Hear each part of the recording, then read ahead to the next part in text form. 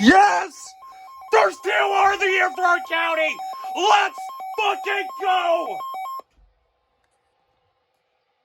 Weather Service in Milwaukee Sullivan has issued a tornado warning for Walworth County in southeastern Wisconsin, southeastern Rock County in south central Wisconsin, until 6:45 p.m. At 6 p.m., a severe thunderstorm capable of producing a tornado was located near Sharon, or 7 miles north of Poplar Grove, moving northeast at 55 miles an hour. Hazard, tornado. Source, radar indicated rotation. Impact, flying debris will be dangerous to those caught without shelter. Mobile homes will be damaged or destroyed. Damage to roofs, windows, and vehicles will occur. Tree damage is likely.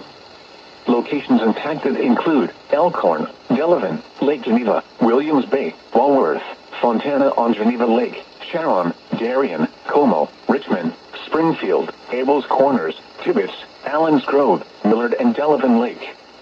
Take cover now. Move to a basement or an interior room on the lowest floor of a sturdy building. Avoid windows.